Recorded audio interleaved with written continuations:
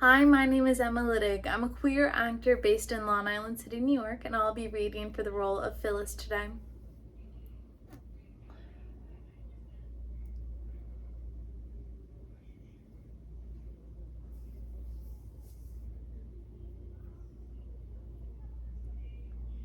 In here, Walter. Hello, baby. Anybody else in the house? Nobody. Why? What's that music? A radio up the street. Just like the first time I was here. We were talking about automobile insurance. Only you were thinking about murder. And I was thinking about that inklet. And what are you thinking about now? I'm all through thinking. This is goodbye. Goodbye. Where are you going? It's you that's going, baby. Not me. I'm getting off the trolley car right at this corner. Supposed to stop being fancy? Let's have it. Whatever it is. I have a friend who's got a funny theory. He says when two people commit a murder, they're kind of on a trolley car, and one can't get off without the other. They're stuck with each other. They have to go on right and clear to the end of the line. And the last stop is a cemetery. Maybe he's got something there. You bet he has. Two people are going to ride to the end of the line, all right. Only I'm not going to be one of them. I've got another guy to finish my ride for me. So you've got it all arranged, Walter. You arranged it for me. I didn't have to do a thing. Just who are you talking about? An acquaintance of yours, a Mr. Zacchetti. Come on, baby. I just got into this because I knew a little something about insurance, didn't I? I was just a sucker. I'd have been brushed up as soon as you got your hands on the money. What are you talking about? Save it. I'm telling this. It's been you and that Zacchetti guy all along, hasn't it? That's not true. It doesn't make any difference whether it's true or not. The point is, Keith believes Zacchetti is the guy he has been looking for. He'll have him in that gas chamber before he knows what happened to him.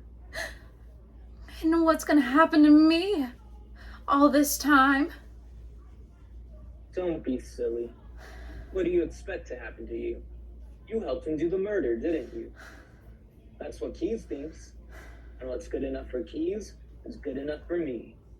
Maybe it's not good enough for me, Walter. Maybe I don't go for this idea.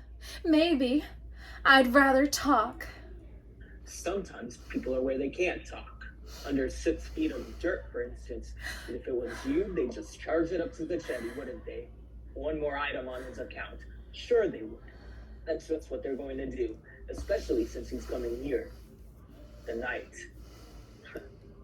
Oh, in about 15 minutes from now, baby. With the cops right behind him. It's all taken care of.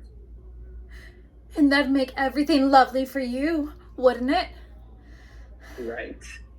And it's got to be done before that suit of yours comes to trial. And Lola gets a chance to sound up, and they trip you up on the stand, and you start to fold up and drag me down with you. Listen, Walter.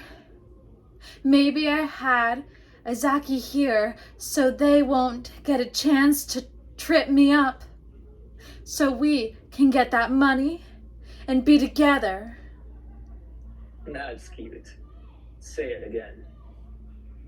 He came here the first time just to ask where Lola was. I made him come back. I was working on him. He's crazy short for a guy quick-tempered. I kept hammering into him that she was with another man, so he'd get into one of his jealous rages, and then I tell him where she was, and you know what he'd have done to her, don't you, Walter? Yeah. And for once I believe you. because it's just rotten enough. We're both rotten, Walter. Only you're just a little more rotten. You're rotten clear through.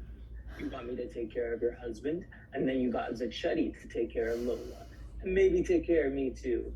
And then somebody else would have come along to take care of Zacchetti for you. That's the way you operate, isn't it, baby? Suppose it is, Walter. Is what you cooked up tonight any better? I don't like this music anymore. It's too close. Do you mind if I shut the window? Walter? What's the matter? Why don't you shoot again? Maybe if I came a little closer?